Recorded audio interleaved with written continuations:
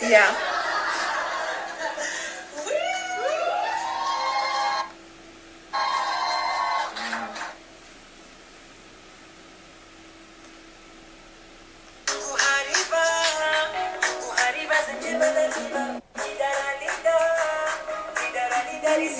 amuñu lu ñu def on s'ennuie on est cloîtré nuyu naa leen.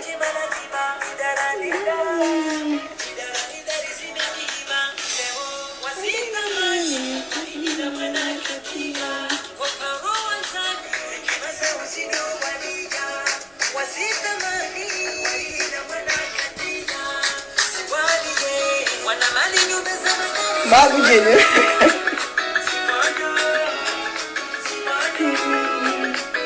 Bonsoir Bassirou.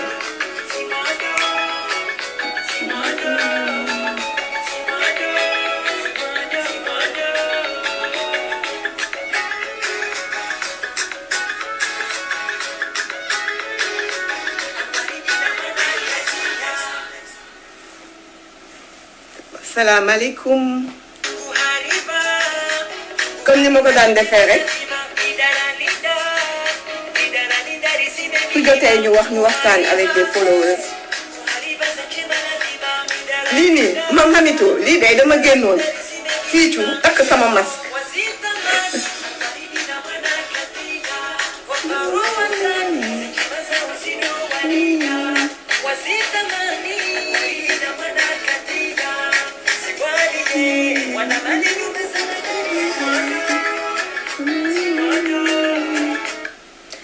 Salam alaikum maa ngi leen di nuyu di leen ziar di leen wax namoon nañ leen di nuyu ñëpp comme nu ma ko tàmm defee rek bu situation amee tàmm naa je pense depuis 2009 soit ma wax ak yéen boobu live amul depuis direct am lu xew ma joxe sama opinion ci li xew tey xew-xew bi ñëpp xam nañ ko c'est le coronavirus ak waxtaan bi muy engendré ak position yi muy engendré loolu mooy waxtaan bi tey en fait ak utilisation aussi bu ñuy def ci réseaux sociaux yi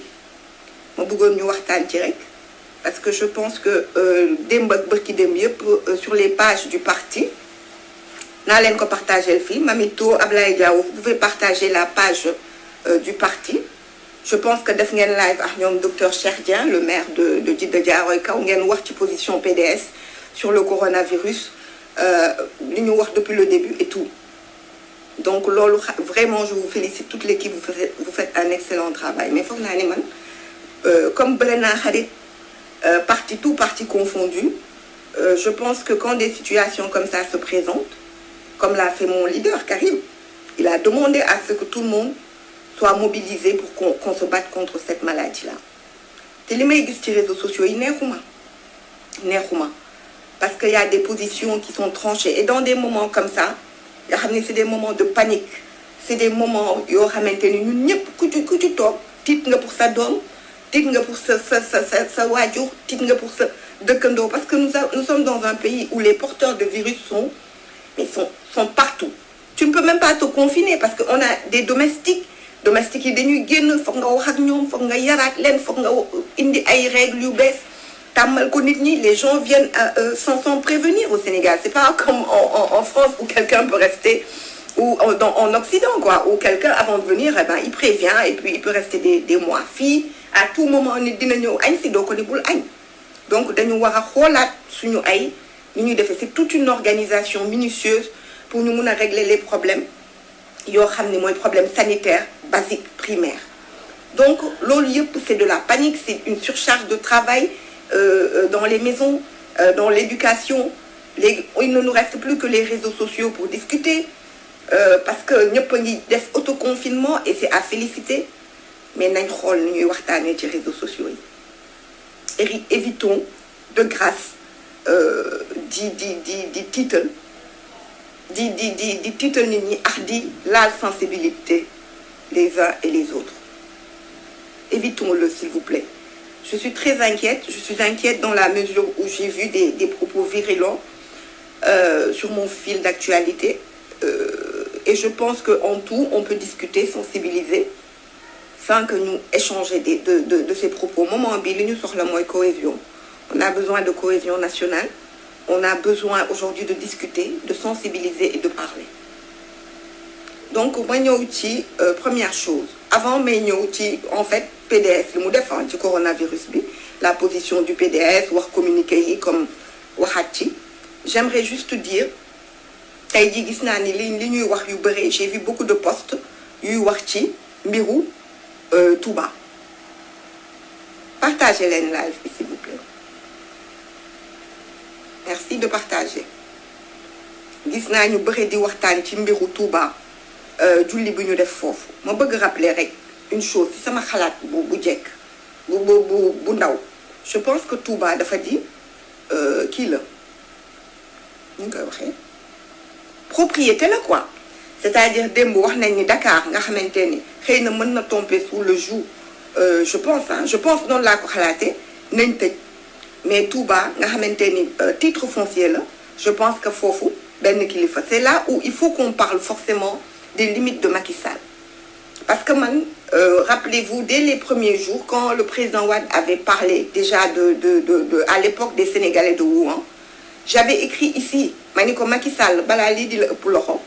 lu ma sa xew jëye bu ma sa xew Sénégal wala dara di waaj a xew ba ca pétrole bi ba ñu relancer les explorations pétrolières sous le régime du président Wade dafa sol daalam dem seeti Serigne Saliou Mbacké dafa sol daalam dem seeti ko yëgal ko ko donc man je ne comprends pas aujourd'hui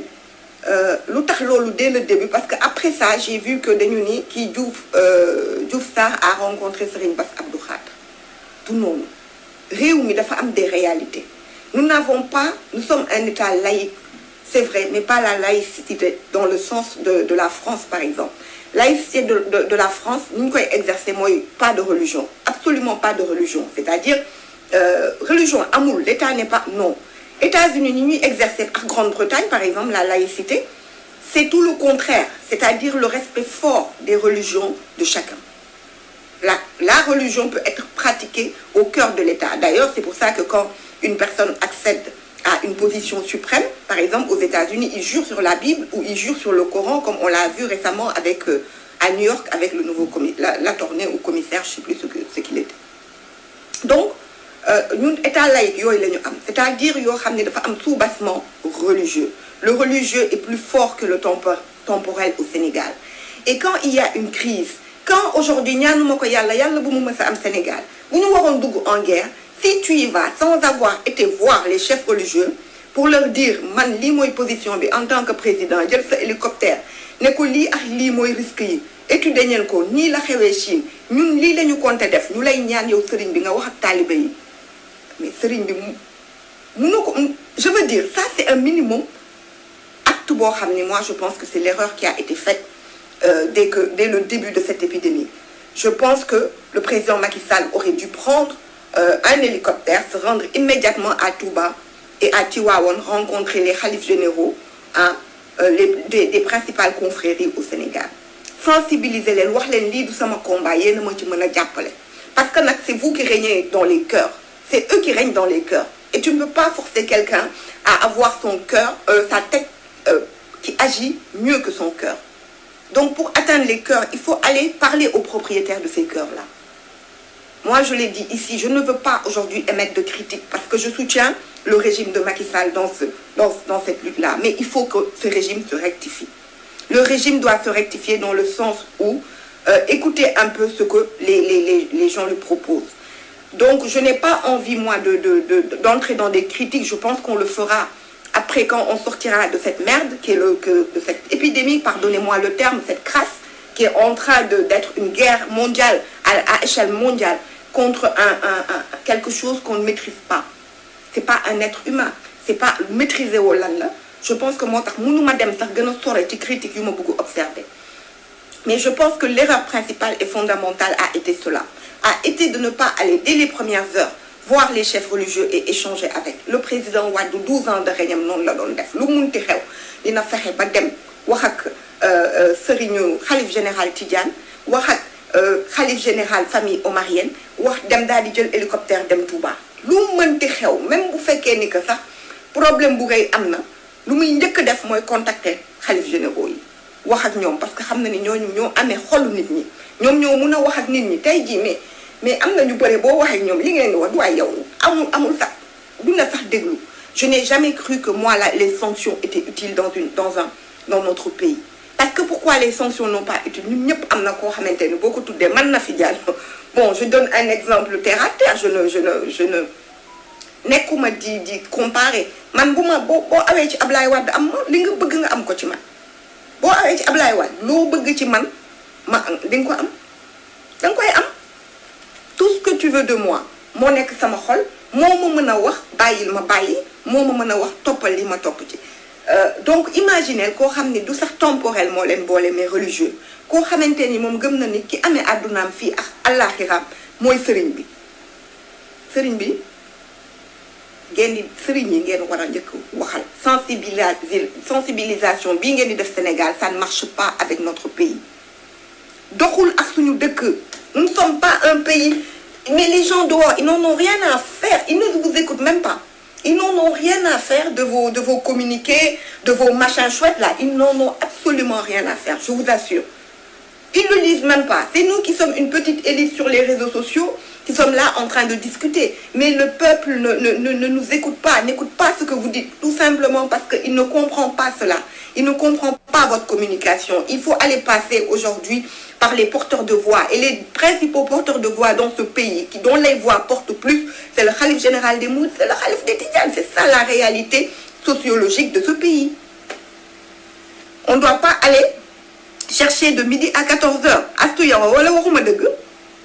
Tu ne peux pas aller communiquer avec des gens qui n'en ont rien à faire de vos communiqués, qui n'ont même pas peur de la mort, qui n'ont pas peur aujourd'hui